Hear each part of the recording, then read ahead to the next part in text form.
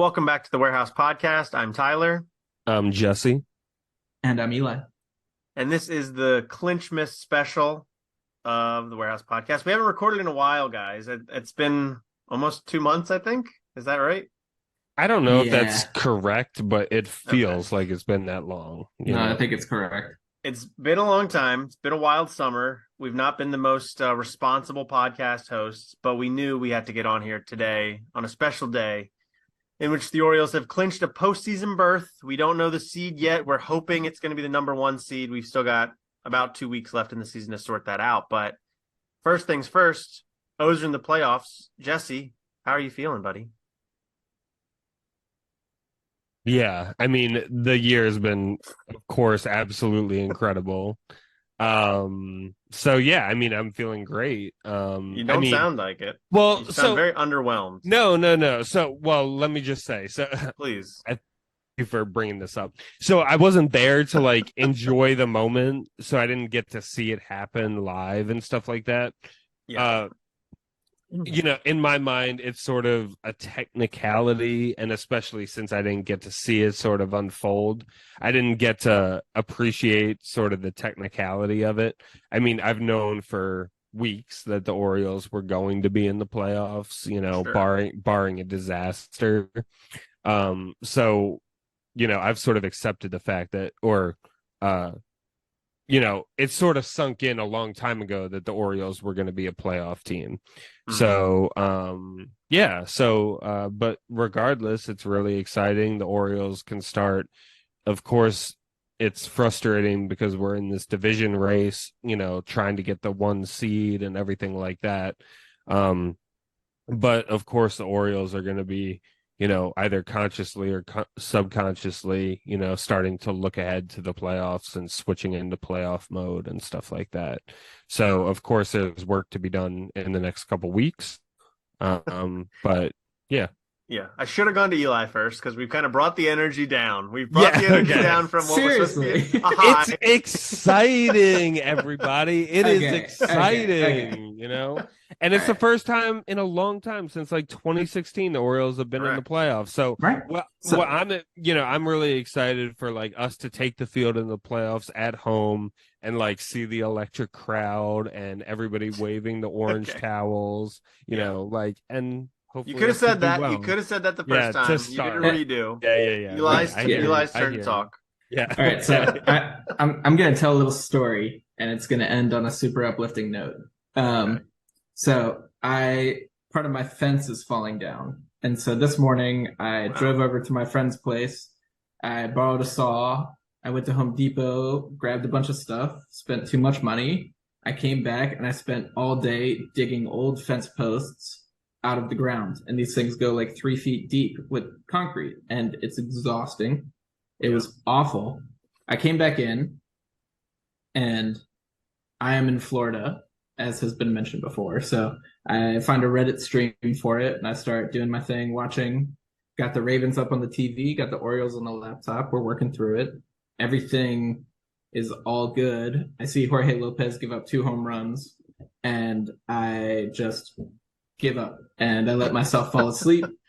And sure enough, my roommate walks out because the Ravens won, and he just goes, "That's a dub," and gives me a high five. And I'm like, I don't know what you're talking about. I see that the Ravens won, and I tap back in with the Orioles and see we're in this scrap and extra. By this time, the Reddit stream is totally crashed, and I go ahead and I just up on the radio, and I just lay down on the couch and listen, and I tune in just in time for Ryan O'Hearn to lay down the sack bunt and Adley to move up to third and Cedric to hit this extra innings walk-off sack fly. So I'm just like staring up at the ceiling, drinking it in. It's nice and cool in my house. It's 90 effing degrees outside. It's just beautiful. And I started clapping. I started firing off tweets. You started seeing the videos of everybody, doing the actual dong bong, because it was actually beer going through it this time as opposed to water. Yeah. You see the champagne showers. They took Heston Kjerstad after they ran out of beer. They put him in a cart and they started dumping condiments on him. There was olive oil, there was ketchup, I heard. So, seems unnecessary. Yeah. It seems totally unnecessary, but it's just like the mayhem, and it was a day game, so they got a little while longer to recover and get back at it tomorrow. Now they got a flight to Houston to recover. It's a night game, so they've got over 24 hours to get things under control. But yeah, well, that was a good story. So we learned the Orioles won, and we learned you've got good AC unit and a new fencing. So that's right. Everything's good. I'll admit that the concrete has not dried as fast as I hoped it would, and it just rained like just before we started recording. So I'm pretty pessimistic that those fence posts are gonna even be set by tomorrow morning. We'll see what happens, but we'll update that on the next pod too. That's an important definitely. Yeah. I know that's what people came here for. Yeah, is some tips and tricks on how to build a fence. So I mean I could use that. My fence is falling down too, Eli. So I appreciated that. But yeah, I mean it was electric. It was electric. Yeah, I had the privilege of recapping the game for Camden Chat today, which it kind of goes two ways when you're recapping a game for a website. Like, I want the Orioles to win all the time, obviously, but when they come back late in the game or it goes to extras, I have to like rewrite paragraphs like multiple times. Sometimes I'm like, you know what, just like take the L, guys. I need to wrap this up. I got other things to do today. But I was happy to do it today. I was happy to rewrite some things and just, excited. I mean, I'm with you, Jesse, that this has been kind of a foregone conclusion for, if not weeks, more than a month. Like, the Orioles were going to the playoffs. It's just a matter of where they were going to be seated. And after the first two games in this series, I was worried about that because it does start to, you're going to the playoffs. It's kind of a hollow thing once you get to how good they've played all year. If they were to get to the playoffs and only be a wild card, which is still up in the air, it wouldn't feel as good as a division title would, obviously, especially with the current formatting. But after these last two games, they clinched the playoffs, technically clinched it because the Guardians beat the Rangers, but whatever, we'll take it. And they're back up to 2 games up in the division, and they've got the tiebreaker over the Rays. Feels like we're in control right now, and obviously things can go awry, but man, today I feel a lot better at the end of today than I did at the start of the day, even given how good the Orioles played yesterday. But yeah, awesome to say they're a playoff team. I think, potentially that is something to think about, the fact that we have a little bit of a cushion. I mean, 2 games is not much of a cushion, but it is given the limited amount of time left in the season. And it's basically 3. It's basically 3 games with the tiebreaker. Like, right. So yeah. If they finish with the same record, the Orioles get the division over the Rays. So right. So there's that.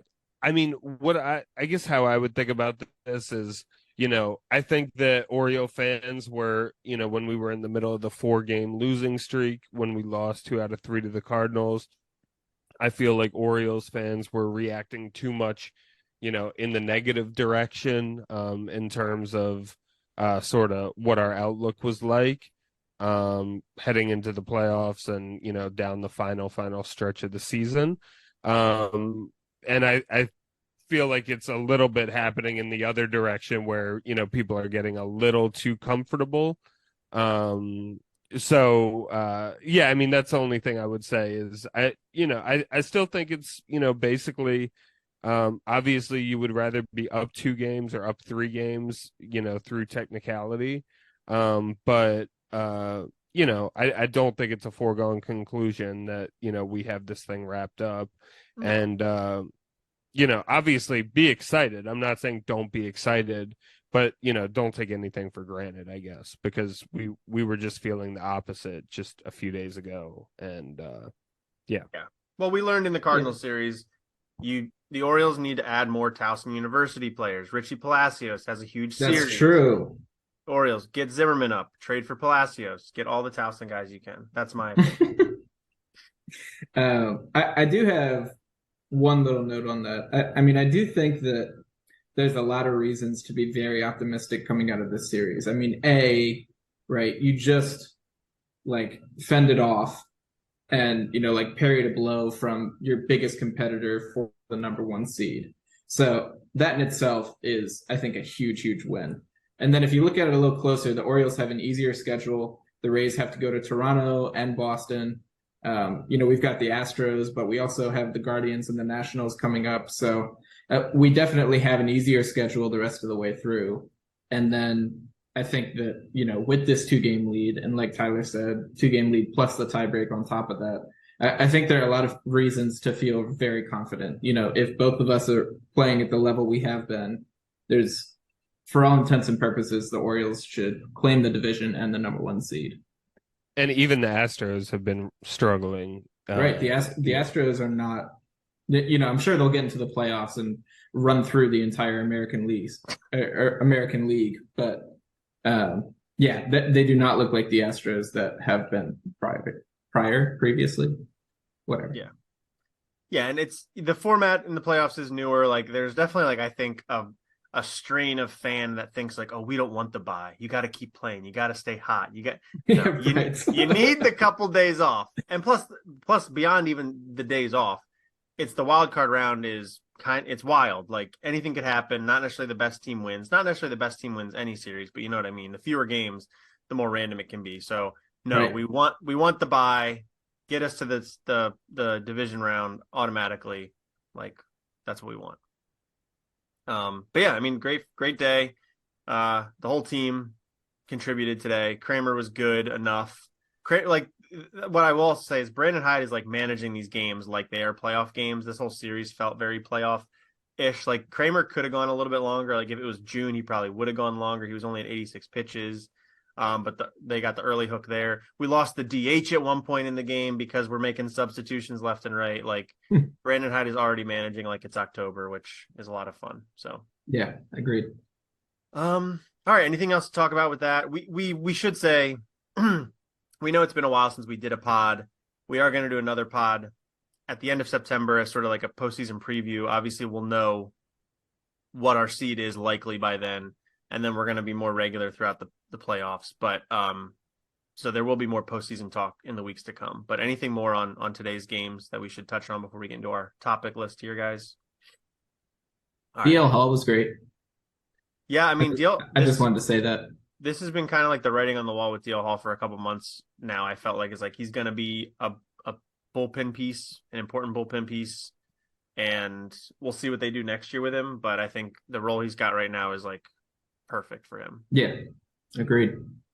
All right, let's talk Gunnar Henderson because he's just been phenomenal. It seems like forever ago we were talking in April with him scuffling, like getting on base at a decent clip, walking a lot, but striking out a lot, hitting below 200. Those days are well and truly behind us.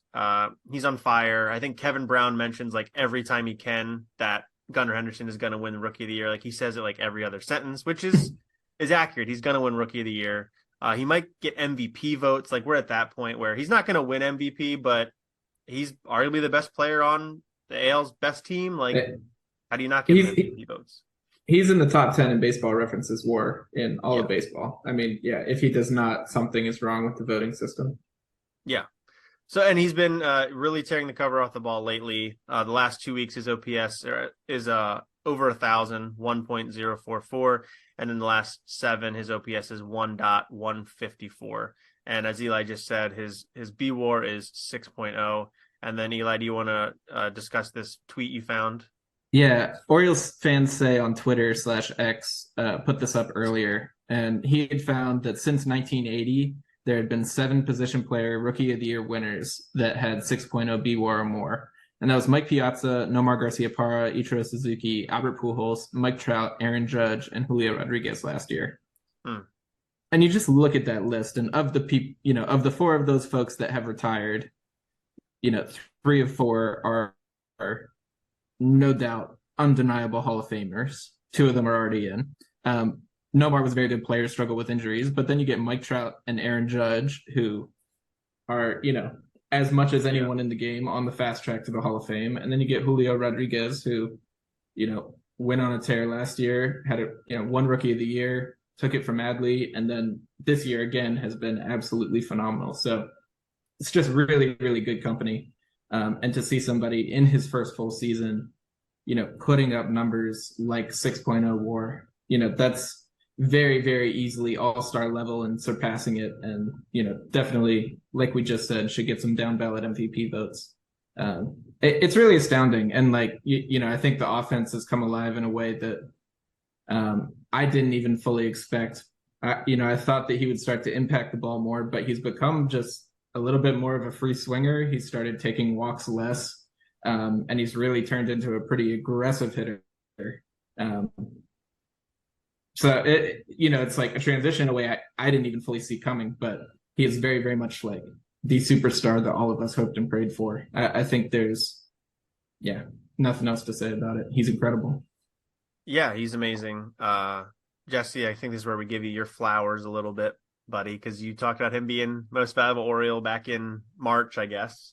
Yeah. So do you want? I mean, I feel like we've done this before a little bit. I feel like we talked about this in a whatever one of our last pods were. But do you want to take a victory lap a little bit, or want to say anything? I mean, I'll try to be humble here. I mean, I don't know. I honestly, I don't think I predicted anything that crazy at the time. Sure. I think even, we all knew how talented he was. It's incredible. I mean, the one thing Eli didn't mention is, he's doing all of this at his young age of 21, right? He's 22 now, I think. 22. But... Okay. Yeah. So, which is incredibly young to be putting up sort of the numbers he is. It's his first full year in the major leagues. He had a month at the end last year. So, yeah, I mean, but we all knew how talented he was. I mean, how great a hitter he is. And, yeah, he's showing it almost every day. Like you look at the box scores every time the Orioles play a game, and most of the time it feels like he has at least a hit, if not two. Yeah, but yeah, I mean, coming through the system, I mean, this is exactly the reason he was one of the guys the Orioles have accelerated through the minor league system as fast as they have. With a lot of the minor leaguers, it's a very slow process. The minor leaguers here with the Orioles need to do basically everything at the minor league levels to prove that they're ready. And he just advanced so quickly, and now he's here, and hopefully he's going to be a permanent fixture in the Orioles lineup for years to come. And yeah, I mean, he's great. So.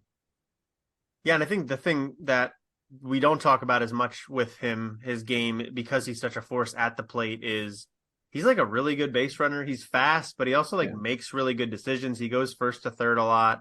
I think that's a lot of the team does that now, whereas, in the Buck Showalter, Dan Duquette era, it was a lot more sluggers, big bumbling types that, they would drive in runs, and the Orioles would score a lot of runs, but it wasn't always like as interesting as the way the Orioles do it now.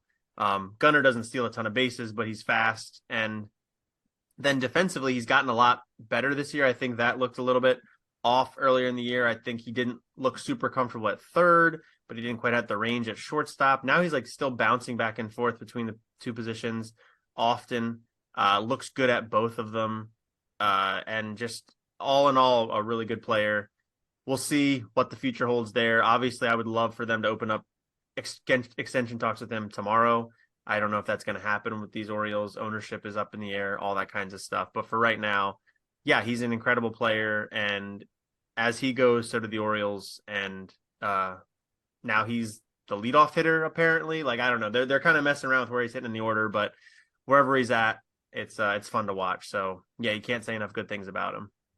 Well, he was leading off months ago too, for a little while. Sure. And then he sort of sunk down to the 2 spot for a lot, but yeah, I don't know. Yeah. It seemed like you were sort of suggesting the 1 spot was a recent thing, but he'd been there a while. Well, it is a recent thing. He was hitting in the middle of the order, hitting recently switched back, and now he's back at leadoff hitter. Yeah. So yeah.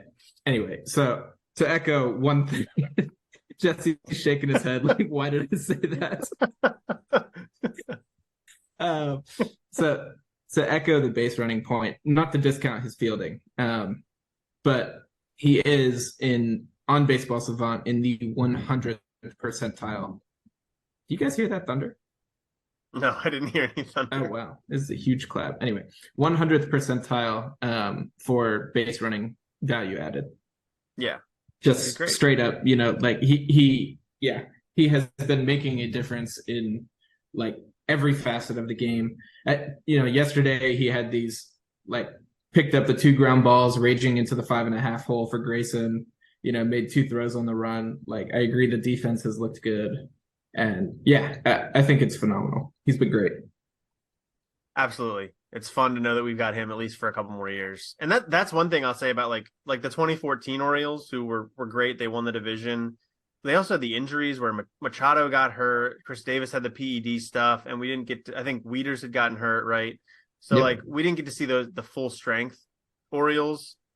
We've got some injury stuff we'll talk about here in a minute, but like in general, these Orioles have stayed very consistent for a lot of the season, and that's part of why they might not, maybe they win the division, maybe they don't, but they're going to be very close to 100 wins, and that's health has been part of that. And just like, I don't know if that's a youthful thing, and like, Gunnar is a young guy, and he can do kind of all these fun things that I think once you're 30 years old, you can't quite do anymore. But I just feel like that's relevant to the play style, the success, all that stuff. All right, let's talk about the Orioles in the playoffs. We know they're in. We don't know when they're playing yet. But when they do get there, they're going to need a pitching staff, obviously. And I think we know around what it's going to look like, but I think something that's up in the air right now is who is going to take the ball in game 1. Now, obviously, this conversation could change if the Orioles need to play down to the last game of the season, the regular season, and somebody has to go that day that you think would be a game 1 starter. That's going to change this conversation a little bit. But what I think we're going to talk about here is if you had your pick, who of the Orioles starters are going to take game 1? And if the Orioles do get to skip that wild card round, they can line up their pitching staff in the way they desire it. So let's talk about game 1 that is to come. The Orioles have had a lot more success from their pitching rotation this year than I think we anticipated. And 2 names in particular have really popped up in the second half of the season: Grayson Rodriguez and Kyle Bradish. I'll go to you, Eli, with if you want to kind of break down where your head is at with if you had to pick a pitcher to go game 1, who would it be? Yeah, so I think the very easy answer is Bradish, and I think Bradish is the favorite in this question. I think that I think it's a question in my mind, and like I put it on here just definitely partially based on recency bias from Grayson's dominant outing yesterday.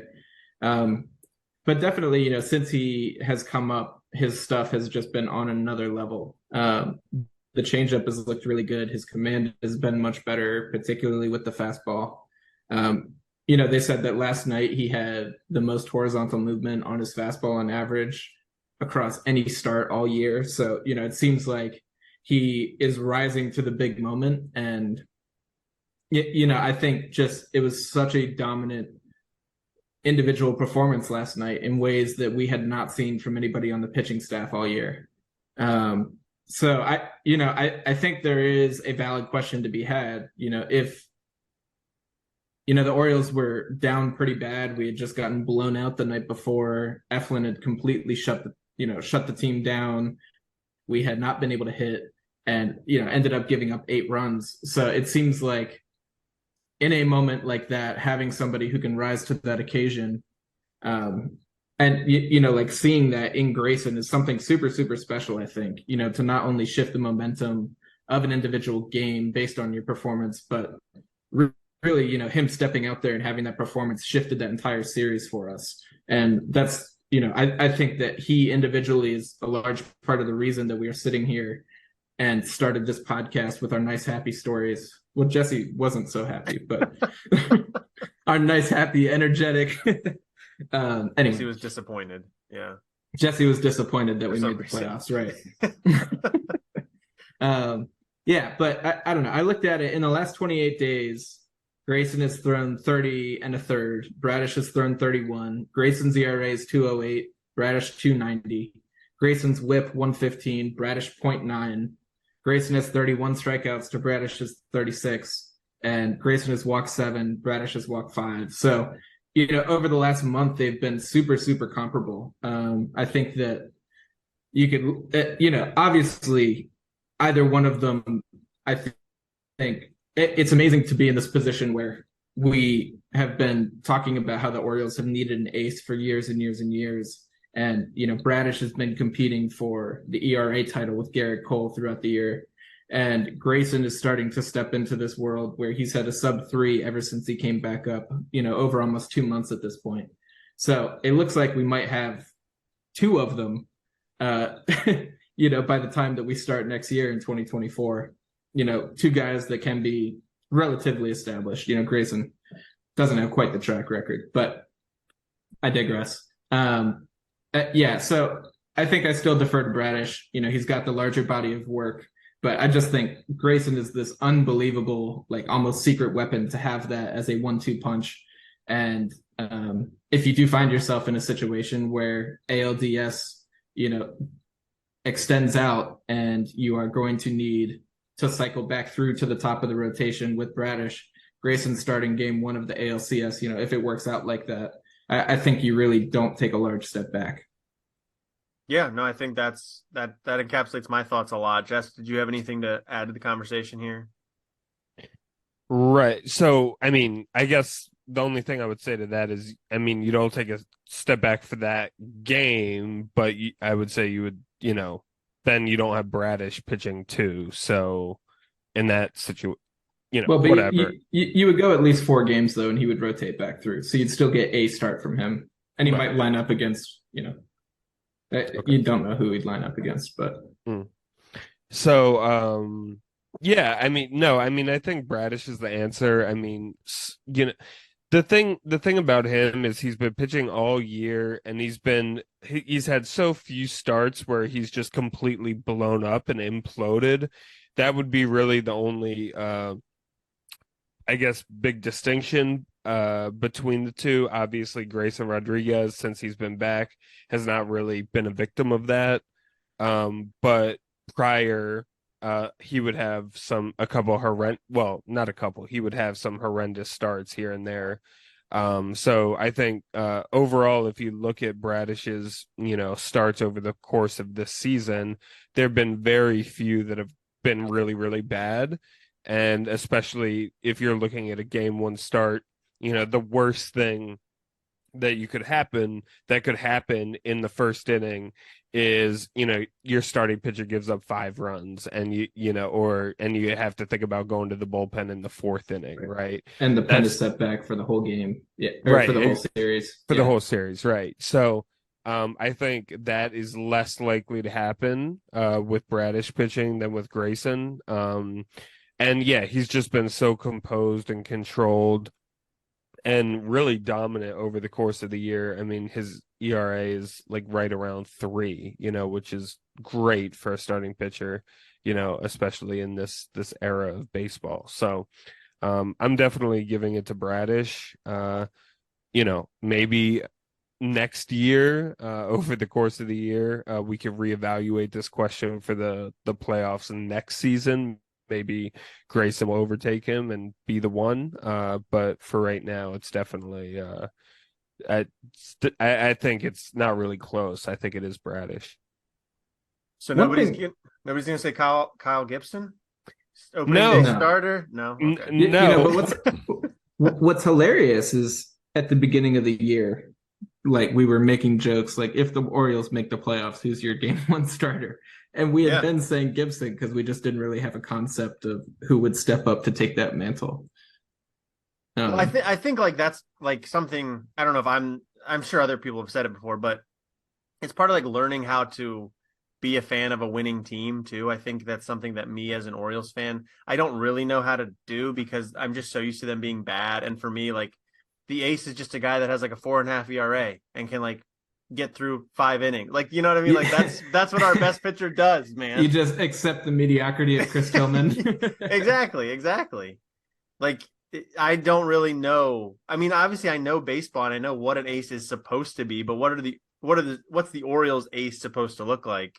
Like even in the playoff, years of Showalter, like you said, it was Tillman, or like Miguel Gonzalez would be good, or like we had Joe Saunders pitch the wild card game against Yu Darvish, and somehow it worked. Hey, out. that worked, No, right? amazing. I was gonna say, like that's how the Orioles pitch, in my brain. But obviously, that's not how it's supposed to be. And yeah, I mean, we're super fortunate. Obviously, like this is kind of what Grayson was supposed to be the whole time coming up. I wouldn't say the whole time, but since Elias has taken over essentially, whereas Bradish has kind of been like sort of this project that even when the Orioles got him, he was a relief prospect. Like there was maybe back end rotation upside, but in general, he was a multi-inning relief pitcher. And now, even if Bradish never replicates this season again, last season plus this season is already like well beyond what his ceiling was supposed to be. Right. So it's just amazing. And you're right, Eli, we were totally off base on that, pleasantly so. But I'll be the third to say that I would pick Bradish as well. He's been there all year. I think he's the most dependable. In the playoffs, you do manage things a little bit differently. So if things do get dicey for him, I could see him just going 5 innings if Hyde isn't loving what he's seeing from him or whatever, and that's perfectly fine in the playoffs. But yeah, I like him for game 1. I think he's a gamer. I think Grayson is too, obviously, but Bradish, every time he goes out, I'm like, he's going to go 6 innings and allow 2 runs. Like that's just what Kyle Bradish does. So yeah, I would be all for Kyle Bradish as well. I will just say though, real quick, because there's been a lot of Bradish love in here. Grayson just has the stuff that, like when you think about an ace, you think of Garrett Cole, you throwing 98 to 100. You think of Corbin Burns, who's touching 98, hasn't quite been that this year, but you think of Luis Castillo, like largely you have these absolute flamethrowers. When Verlander was at his peak, getting into the playoffs with the Astros, he was running up 96 to 98. And you get that from Grayson, and he steps out in the first inning and he touches 100 without failure. Just every single first inning he throws 100 miles an hour, and so he just has. And he's also just taller than Bradish is.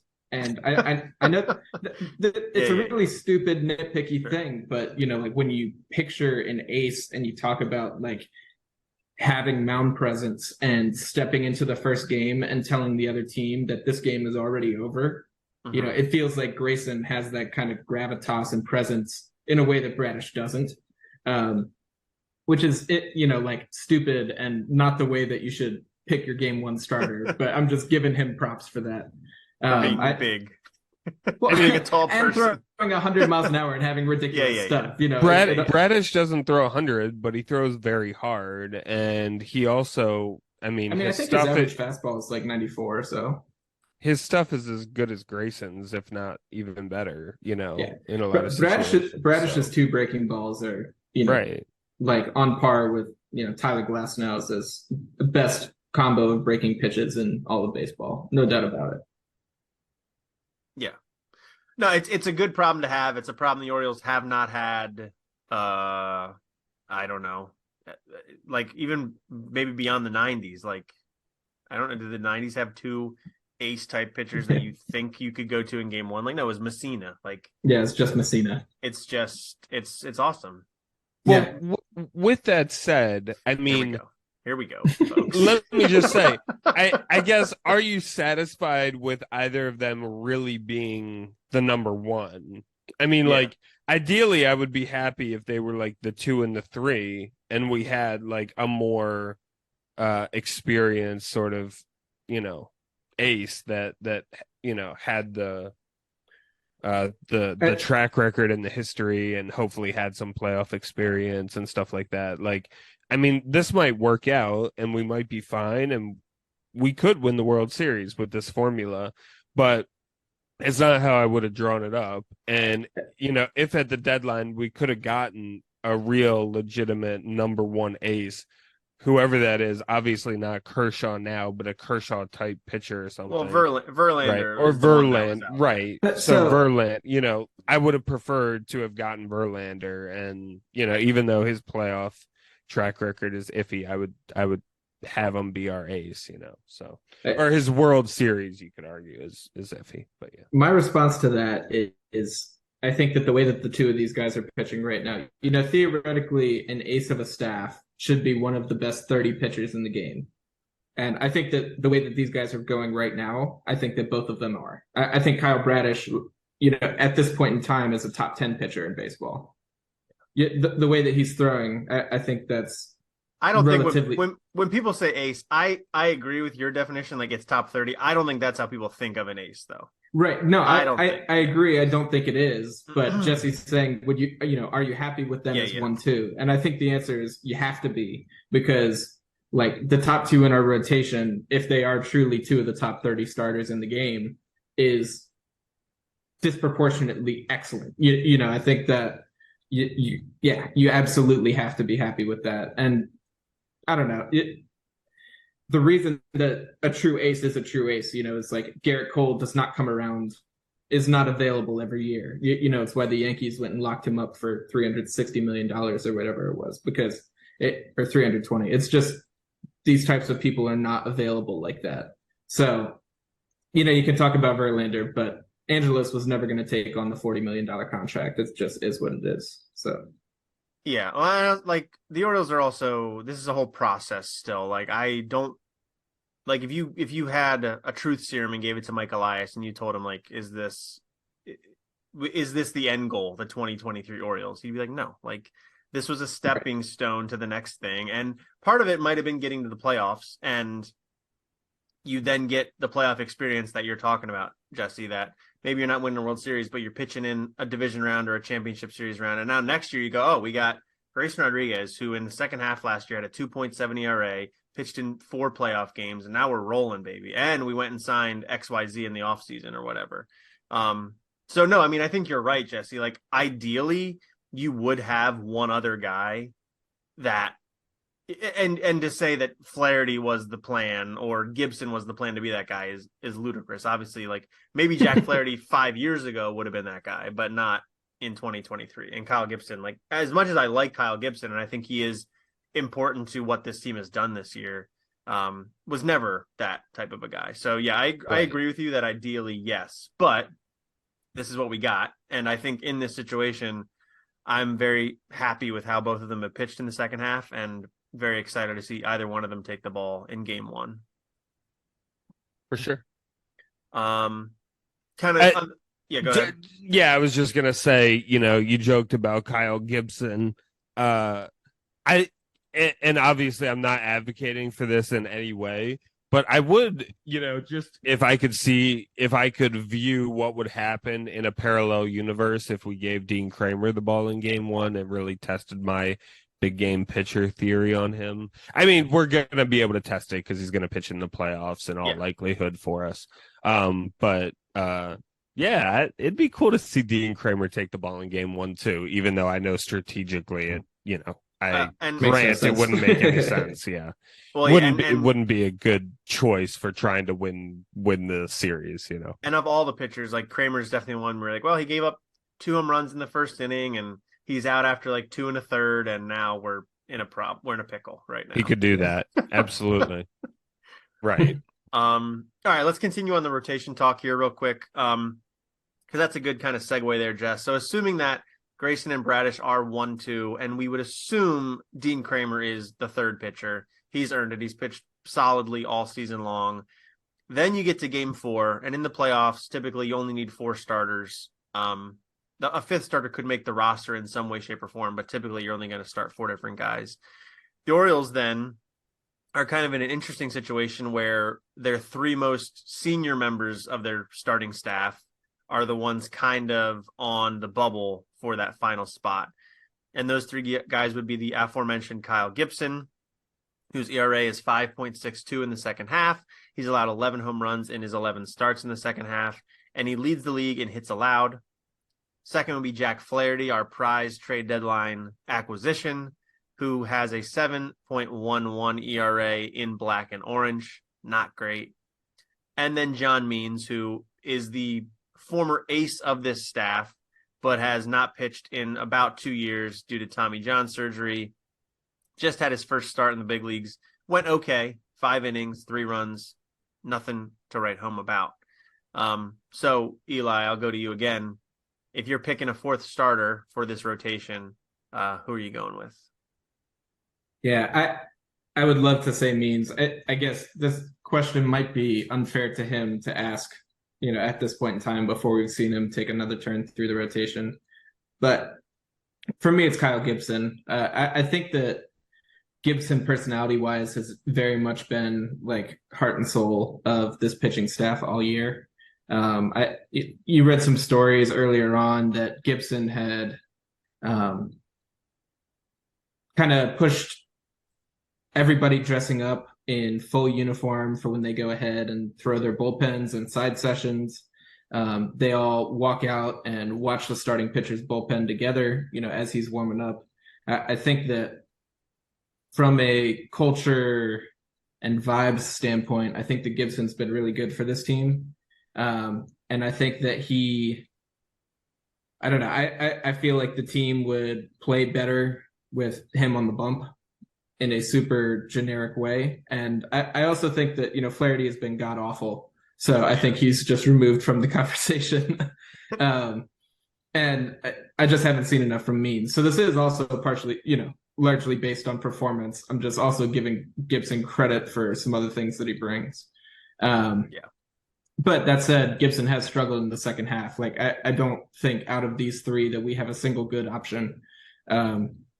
But at the same time, I don't think it's going to be Cole Irvin or anything like that. That doesn't make any sense. So, I mean, I do think in this conversation, like the final, 14 games of the season are very relevant to the answer to this question. Right. Because one or two good starts could change things. But Jess, where's your head at? Yeah, I mean, this is really a problem for the Orioles being in this situation, but sort of by default, I mean, I'm going to agree with Eli and pick Gibson. Flaherty has, I mean, you can say he has playoff experience, but there's almost no justification for picking Flaherty with, what he's shown the Orioles so far.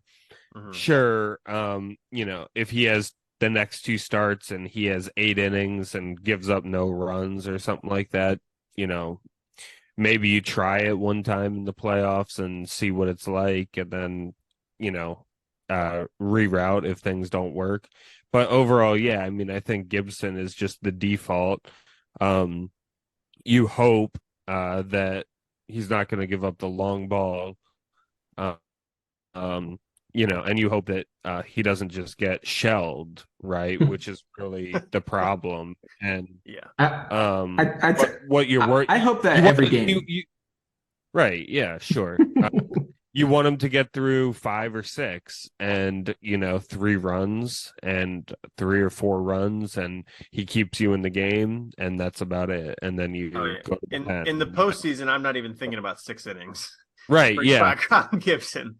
Yeah. Get to the order one time, maybe 2 times. Well, I mean, the other alternative is he gets paired with someone like Ballman, and not, and Ballman comes in relief and tries to pitch a couple innings or something like that afterwards.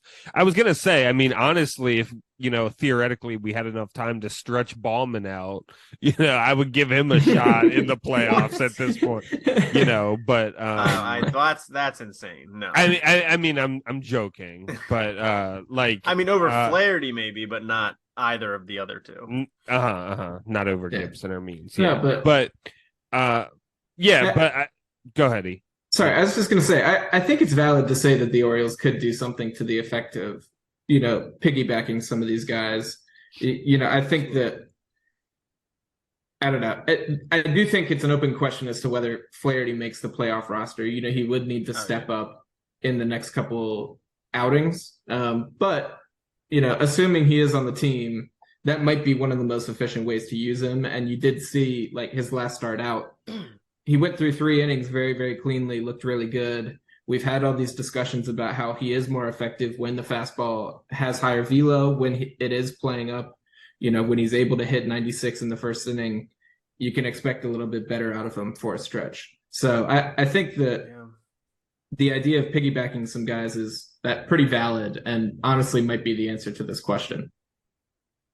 I mean, I think, like I said before, I think these final 2 weeks are relevant here. John Means is the most attractive option to me here. We've seen what he can be when he's going good. We've talked about it on this podcast before. When he was pitching really well, we knew, okay, John Means isn't really the ace of a pitching staff, but he is a very good like number 3 pitcher on a pretty good pitching staff. And if we see that John Means in the next week or two, I don't see how you can even think anything else. Like he pitches game 4. Kyle Gibson goes in the bullpen. He pitched in the Phillies bullpen in the playoffs last year. And I think he is the person. Kyle Gibson is the personality to say, like, whatever it takes to help the team. Like, I'm old. I want to get my ring. Like, let's do it. And that's what you do. And Gibson comes in for him if he struggles. Sure. I mean, and it's a lefty-righty combo. Right. That's a good thing too. Yeah. I mean, if John Means pitches like really well the next couple of weeks, I would then agree with you that it's not a question, in John Means's favor. But I think that's a big if at this point. Sure. I mean, he just got back. So right now, it's Gibson for me. But yeah, I mean, if he demonstrates that he can go, semi deep and not give up runs and be effective, then yeah, give it to him. Well, yeah, I mean, like that's from your 4th starter. I think you're just looking to get through the order 2 times. Like it doesn't even matter how many innings that is. If that's 4 innings, great. Like I think from any of these guys, your 4th starter, you're hoping that Grayson and Bradish get through 6 to 7, hoping the bullpen's saved, and you can easily go 5 innings in game 4. Like the bullpen can go 5 innings in game 4. So yeah, no, I mean these next 2 weeks are definitely relevant here. Because if Means looks terrible, you can't start him, of course. I just think I'm projecting a little bit what I expect him to be. And obviously he wasn't fantastic in that first start. I think he got 1 strikeout, which is a little worrisome, but Gibson's not exactly he doesn't rack up the Ks either. Although he'll occasionally have like an 8 strikeout game out of nowhere. It's like, what the hell was that? Out of nowhere. Just 1 out of every 4 starts, Kyle Gibson sweeper is the nastiest pitch on earth, just for absolutely no reason. Exactly. And hopefully that's the day he pitches in the playoffs. Because I mean, I think Gibson and Means are definitely on the playoff roster. Flaherty, I am with you guys. I don't see how he's making the playoff roster. I don't see that at all. All right. We'll definitely revisit that topic in a couple weeks here when the playoffs are closer. Keeping on the pitching staff for another second here, Felix Bautista. Obviously, we know a few weeks ago suffered a UCL injury. Has gone on the IL, but not the 60-day IL. He's gone on the 15-day, which has always been, it's been kind of one of those things like, oh, what are the Orioles doing? Like, what's going on there? It sounds like they're going to try to see if he can come back for the playoffs through a bullpen today on the 17th as we're recording. Was using his breaking ball, was using his splitter. Jess, what do you think about this? We talked about it a little bit before the pod. It sounded like you had some trepidations about using a pitcher that we know is hurt. We know he's injured. We don't necessarily know the severity of it, but what is your thought about this whole process the Orioles seem to be exploring right now? Yeah, I mean, so of course they're trying to get him to come back, right? Like that's clear. The fact that he's throwing right now means they are trying to see if it's possible for him to pitch. From just like a, sort of his rights sort of perspective, right? I don't want him to have to be pitching in pain, right? Even if it does like cause, up the Orioles' chances slightly of, winning in the postseason or whatever. I just think it's like not fair to make somebody pitch and perform and play, while they're suffering, right? So obviously, Felix Bautista is going to have a big say in all of this, I would think and hope. And I hope he's not going to be pressured into anything or whatever. And it'll, I'm sure we all know Felix Bautista wants to be there if he can be there. I mean, no baseball player is going to be like, oh, I just want to chill and sit the playoffs out, right? All these guys play and work as hard as they can and, they build their entire lives up for this moment of being able to pitch in the playoffs. So, you know, there's not going to be anything about Felix Bautista trying to, you know, somehow use this to his advantage or, you know, just chill. It's not about that, right? So, but yeah, I obviously, you know, I don't want any player to be playing while they're suffering. So I hope he's not, and I especially don't want him to be playing if there's any risk of any long-term injury, right? So, which, you know, it seems like there's not, right? But, so, you know, Felix Bautista, once he gets healthy, can be a productive part of this team. And for the Orioles, you know, when he gets healthy, I don't believe in like rushing him back. Even when like who was it, the Brewers or whatever teams, the Yankees used to do this with CC Sabathia, where they would like bring him back on 3 days rest and stuff like that. Like I was never a fan of that kind of stuff, you know. Yeah, well, CC did that with the Brewers that won postseason, where he pitched like every other day. I was like, what the hell? Right. Yeah. So, and I didn't like that, you know, and obviously there wasn't like the immediate, I guess, sort of health risk or health concern associated with that. But, you know, pitchers, they need their bodies to recover. It's really difficult to pitch and, you know, et cetera, et cetera. So, yeah, so I guess my basic point is, you know, if he really isn't risking anything, and he's not in pain and he wants to pitch, then, you know, by all means, we'd love to have him, of course, in the ninth inning coming out of the pen for us. I mean, he really is a big piece of this team, right? Oh, yeah. I mean, not having Felix Bautista in the bullpen is severely going to hurt our chances in the playoffs. Like, there is zero doubt about that. But I also, for like his own personal well-being, I don't want him to be endangering himself. So that's my philosophy on it, I guess. Yeah, and you would hope they're having those conversations with him to say like, Felix, you gotta I mean, and he, you know, if you go back to when he hurt himself, he clearly knew immediately something was wrong. He didn't even take warm-up throws, nothing. Like it was like, all right, the trainer comes talk to me and we're walking off. Like he knew immediately. Hopefully he's having those conversations to say whether to back off or not. Because it obviously they're trying to bring him back. It does seem like if it's bad enough that he could miss all next year, then he probably shouldn't be pitching right now. So you'd imagine that it's not that bad, but we're not doctors, so we can't really speak on that. But Eli, happy to get your take on this situation. Yeah, I think the biggest thing to me, you know, there are injuries to UCLs. Like I have a knot in my UCL right now from when I pitched. You know, it is still there, and I think it might be scarred. Yeah, I know, it's crazy. But honestly, you know, it might be scar tissue from a partial tear that I had back in the day. There are all sorts of possibilities, I guess, that, you know, this could be something that a pitcher normally would have pitched through. It is a severely minor thing. Severely minor, that's weird. It is a very minor thing.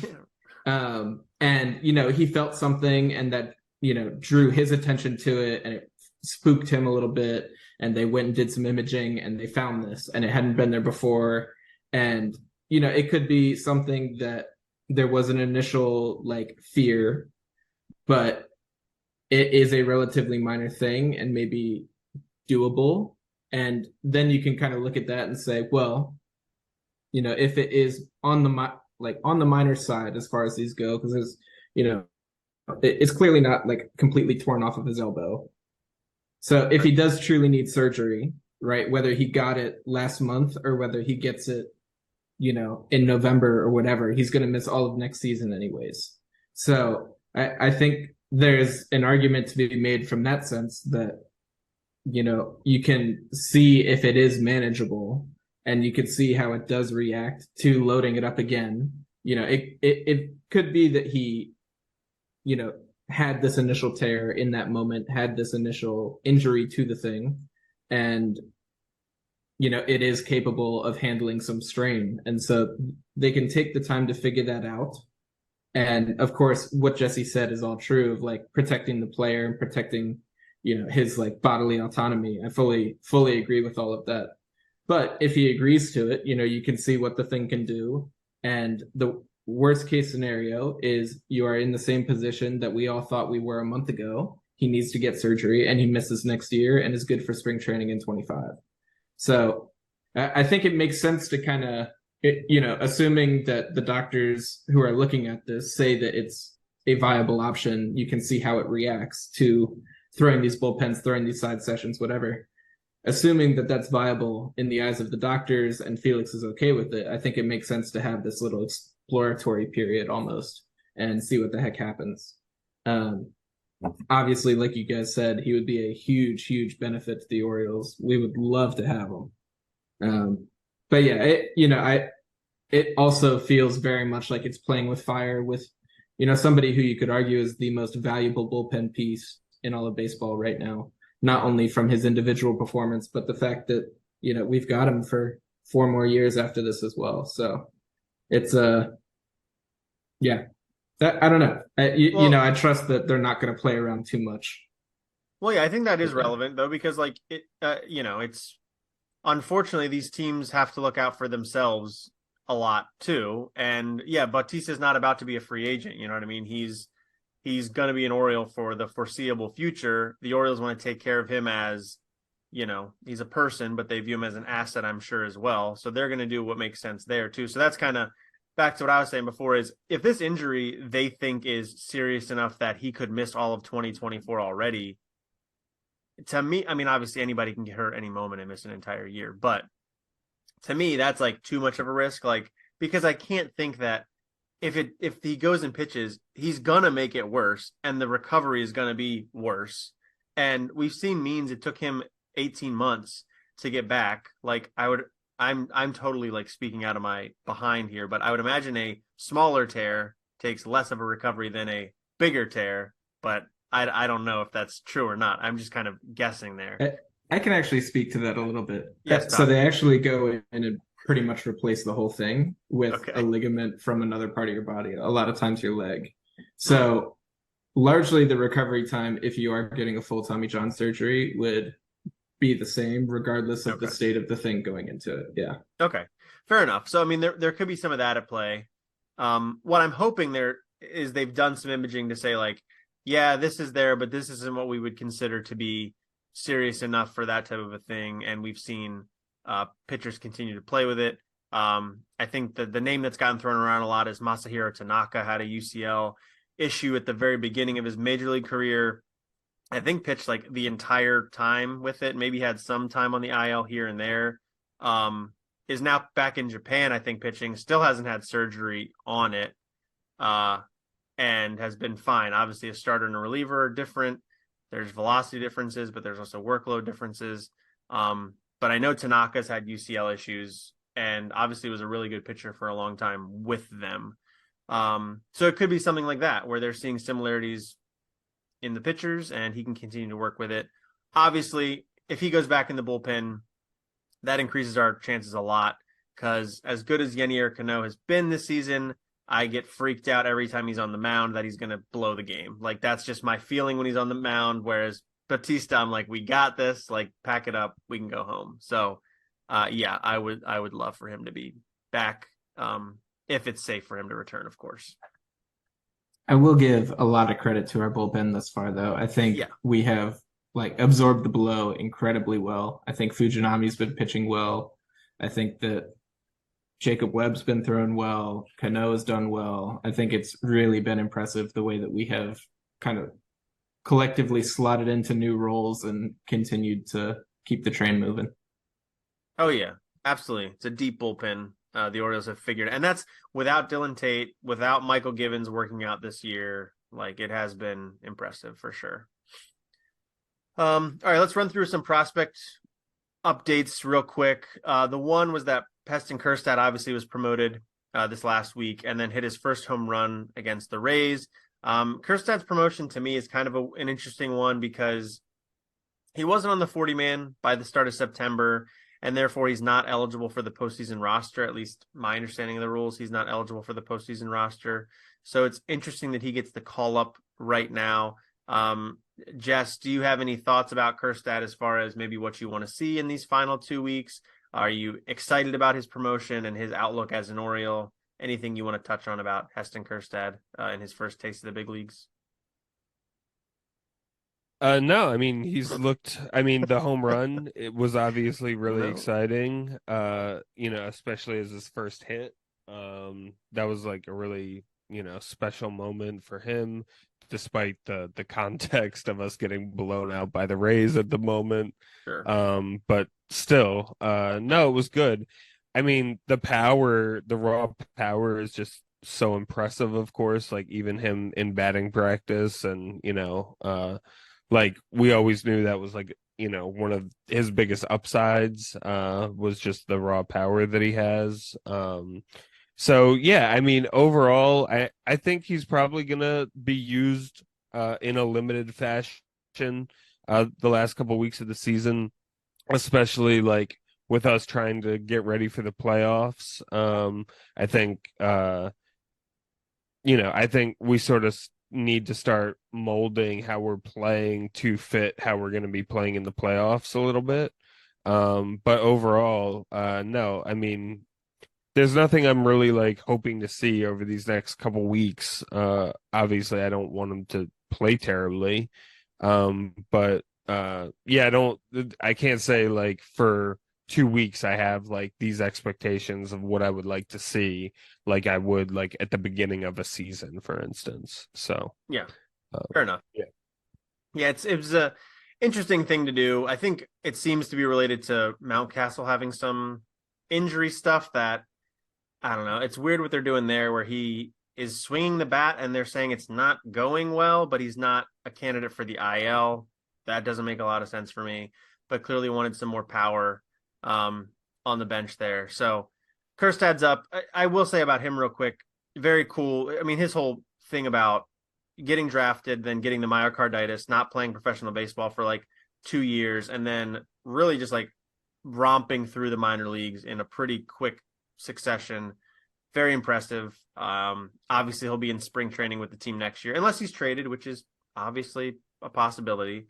But he'll be in contention for an opening day spot next year, so that'll be something to watch come February. Jordan Westburg, this has been kind of a thing a lot on, I feel like, Twitter/X lately with Orioles fans, is that he's not getting into the starting lineup a whole bunch, really just playing against left-handed pitching, coming in for pinch hit appearances a lot late in games. Brandon Hyde seems to prefer Adam Frazier right now, and that was only reinforced today with his clutch double to tie the game in late in the ninth inning, I believe. But Jess, do you have any thoughts about Jordan Westburg not playing a bunch? Would you like to see him more? I don't know. Any thoughts on Jordan Westburg here? Yeah, I would like to see him play more. I think he got off to a really good start at the beginning of the season when he first came up. He's had some slumps here and there, but overall, I think I've been like very impressed with him. And yeah, I would take the gamble of, for the most part, playing him in the playoffs over Adam Frazier. I would like to see that play out. I don't think, obviously Frazier really struggles offensively. Fortunately for him, he struggles offensively at, one of the positions you're most able to struggle offensively at second base. But overall, yeah, I'd like to give Westburg more opportunity. And I think especially down the stretch of this season, and even the last few weeks that he's been up, I think we really had an opportunity to test him even more than we have, and seeing whether we can establish him just straight as a better option than Adam Frazier. And they've sort of not been willing to sort of test the waters with that to the fullest extent possible. And but I think in my assessment, just from what I think would happen, I think if you just gave him the starting second base position, I think overall you could just say, yeah, he's a better player than Frazier, and he should have the spot basically every day. So. Yeah. Eli, do you have any thoughts there on the Frazier Westburg situation? Yeah, I mean, I will say that Westberg definitely does have some platoon splits. OPS against righties at 710, against lefties at 805. So, he's only minorly worse than league average against righties and significantly better than league average against lefties.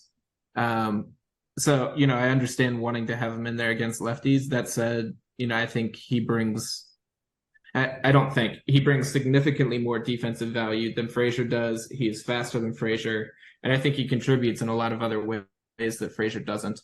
So I think there's an argument that you should take the hit against righties, even if, and it's not even that much of a hit because Frazier as a whole is a worse than league average hitter.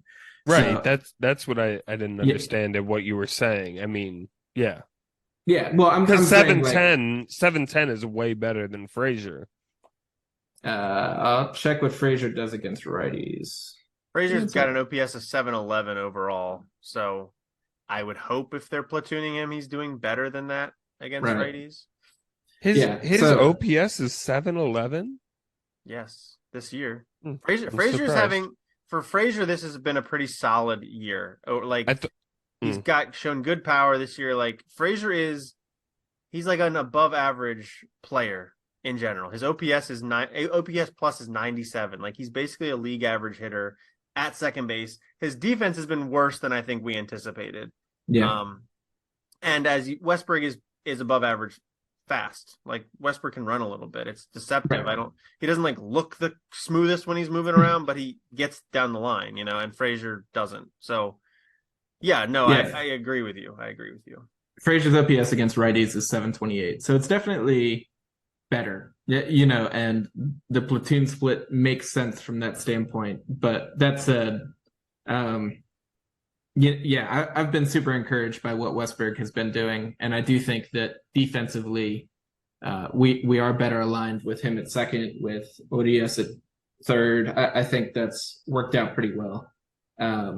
So, I don't think that I have as many problems with his usage as the majority of Twitter does. But, I understand the gripe, and I understand that, you're investing time in Adam Frazier, who is on a 1-year deal and will be gone in a couple months. And, you are, at the disadvantage of a guy who hopefully will be a stalwart in your lineup for years to come.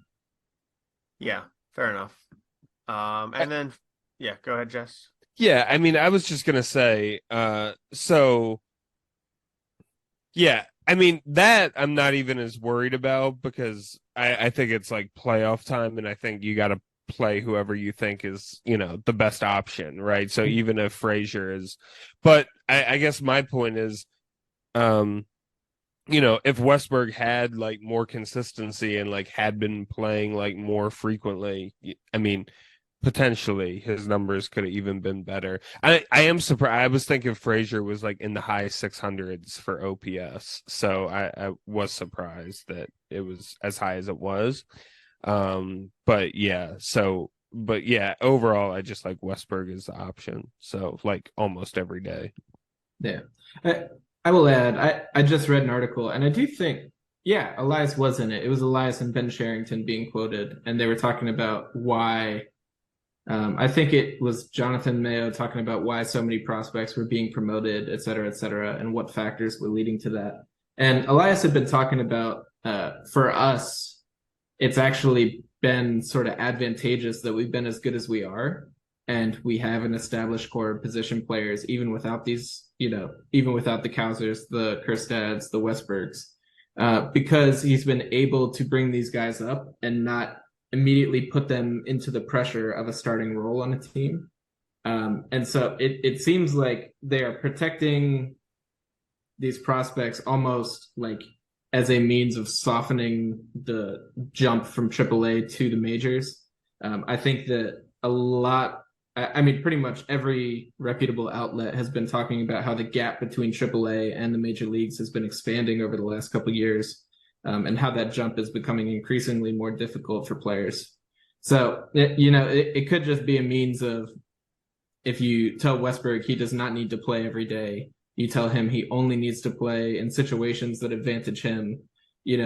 That's an easier situation to jump into as he's also trying to figure out, how a major leaguer operates. So, from that sense, I think that him and, the sparing use of Kjerstad as well do kind of make sense if you are coming at it from that angle. Yeah, no, that's totally fair. It's yeah, I mean, I just know Westbrook has like a whole fan club, I feel like, on Twitter and Orioles fandom that like wants him in every single game. And I get it. I just think like Frazier was brought in for a reason, and I think he's like the one, well, because it was him and Gibson, and then you had Givens in the bullpen. Frazier's like the one veteran that's kind of lived up to like being, and you can make an argument, but being worthy of like kind of maintaining that role of like everyday player, like getting in the lineup every day. Like he in general has kind of carried his weight a little bit, and I think that they're not going to change that up now that the team's won 90 some games with him. I think they're going to continue to do the same thing in October, and maybe that's a detriment, maybe it's not, but I think that's what they're going to do.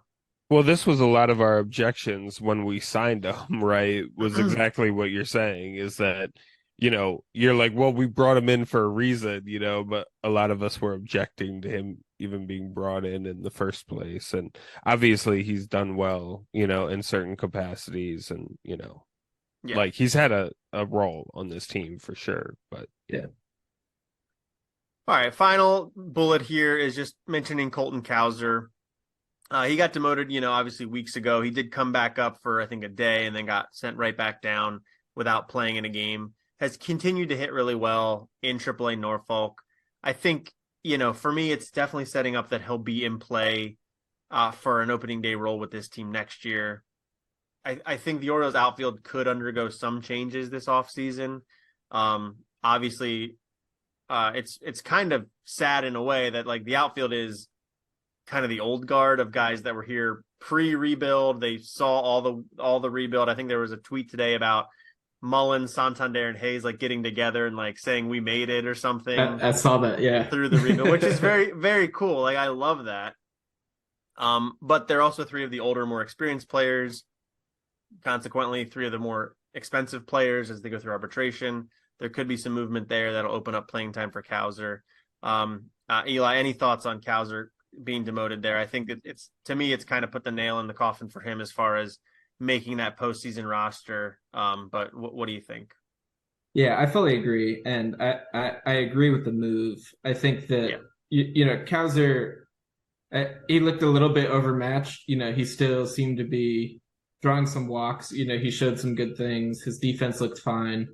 But, largely, like Jesse has mentioned, like we've been talking about this whole time, we're in a playoff chase here. And he was definitely struggling to impact the ball in any kind of significant way. So I think that, he is an elite prospect. I don't think this like diminishes my outlook on him in any way, shape, or form. So, you get him back down there. He builds up confidence a little bit. With the Tides, he's been putting balls off the scoreboard in Harbor Park. So I think it's probably good for him and obviously better for the team. I think that we have the offensive production without him. I think that we have all of our outfield spots covered. Hicks has come back and been playing really well recently. Yeah. Hitting really well recently. I'll make that distinction. So, I think it was the right move. I'm excited to see what Cowser brings next year. Clearly the dude's got an incredible amount of talent. And yeah, let him build that confidence. Let him understand that he's still a super talented baseball player the same way that we understand it. And we'll see what he brings in spring training. Yeah. Jess, anything to add? I mean, I guess the only thing I would say is that not that baseball is about being fair, right? But he basically struggled for the amount of time that Henderson struggled at the beginning of the year, right? And I mean, he struggled in different ways, though. Yeah, and he was striking out a lot more, and he was, I mean, not drawing walks, and I mean, he was really bad at the major league level. There's no doubt about it. But but it was a very short period of time. Is really my point. And the team's in a totally different situation with them. Like, I mean, A, we saw Gunnar hit last year, and B, we don't have another shortstop that can just plug in if Gunnar. No, I know, and yeah, all I'm trying to do is sort of contextualize his struggles, right, on the major league team. Like, I'm not saying, well, why did we do this? Why did we treat Gunnar this way? And I'm not making that argument. That's where I thought you were coming from, because you had said not that baseball is about being fair, but he was treated unfairly. That's what I thought you were saying. No, it's unfortunate for him that he was pulled up at the middle of the year, that he wasn't pulled up at the beginning of the year, that he struggled at the wrong time, like right before the playoffs are about to start. I mean, it's not unfair. It just sucks for him, sort of, that, he didn't have a real chance to iron things out at the major league level, or much of a chance to iron things out at the major league level and actually contribute to the team. So, I'm not objecting to how the Orioles handled him. I'm just clarifying for everybody. I'm not objecting to how the Orioles handled him, or am advocating that he was called up at the beginning of the year or anything like that. It's just sort of an inconvenient way of how things had to happen, Mm-hmm. So, but yeah, obviously, like Eli was saying, I don't think anybody needs to be alarmed.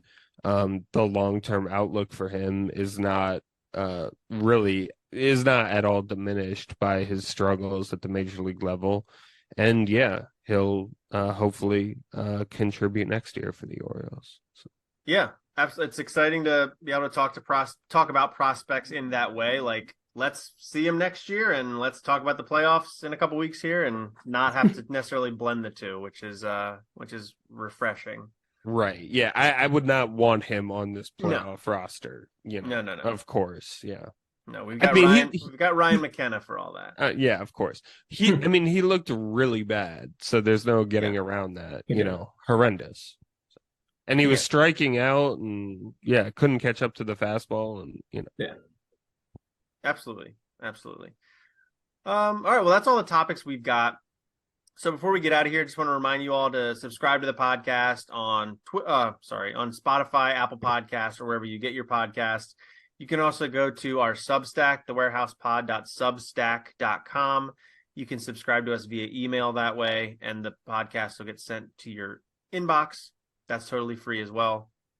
Also, subscribe to us on Twitter or X at The Warehouse Pod. Eli handles that most of the time, tweeting out and interacting with everybody. I think we're up to like 630 followers, which is really good over there for us. So get involved. You look at that more than I do. At what? Twitter? The follower count. I don't even know our follower count. I saw it today. I could be wrong about that. It's 600 and something. Anyway, it's a good number. We're getting up there this year. We're having fun. So check that out. And then you can also email the show, thewarehousepod@gmail.com. And we'll sift through the spam we get and try to find your email. So we appreciate that. We're having fun. The O's are having fun. Baltimore's having fun. Yeah, the Ravens won today. Just huge day in the Charm City. All right, guys, that's all we got. We will be back in about 2 weeks for a pre-postseason pod, Triple P, and we'll talk to you then. Until next time, this has been the Warehouse Podcast. I'm Tyler. I'm Jesse. And I'm Eli. Thanks for listening.